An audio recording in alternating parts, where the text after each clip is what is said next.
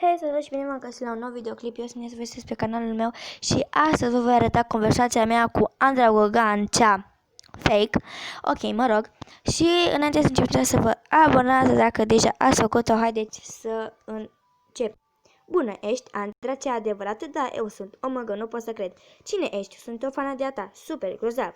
Îmi poți trimite o poză cu tine, te rog? Nu pot, scuze, doar una. Ok, mi-a trimis această poză care e luată de pe net, se vede. Nu e nimic dacă e luată de pe net, nu? Nu e nimic. Ok, cum te cheamă? Denisa. Ce mai frumos, îmi poți trimite și tu o poză. Da, sigur, am trimis această poză. Ce frumos ești, mersi. Și tu, te uiți la Sirenele? Da, doar la cel de Crăciun? Da, la toate episoadele, super. Sunt cea mai mare fană. Da, fane sunt mai multe, iar fani mai mulți. Da, scuze, ești fake? Nu, nu cred. Știu că alții fac fake cu mine, dar eu sunt cea adevărată. Nu că m-aș da drept altcineva. Știu, mulți fac fake cu tine, da, știu, dar nu înțeleg de ce să aibă cu cine să vorbească. Câți ani ai? 10. Tu nu poți spune la nimeni de ce. Că nu mă lasă mama, sigur, oare, sau ești fake?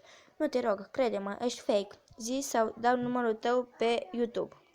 Nu te rog, ok, sunt fake, dar nu da numărul pe YouTube, e numărul lui mama. Și de ce nu ai vrut să zici că ești fake?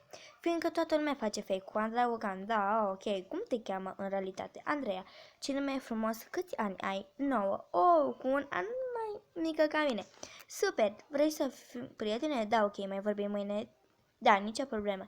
Ești grozavă? Da, mă pregătesc să filmez conversații. Ești vlogăriță? Da, te poți abona la canalul meu.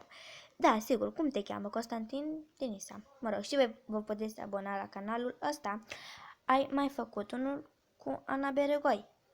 Da, ce super, ai ieșit. Mersi, te-ai uitat deja? Nu, dar cred că am să mă uit. Mă rog. Ok, pa. Pa! Deci aceasta a fost conversația mea cu Andra Gogan fake.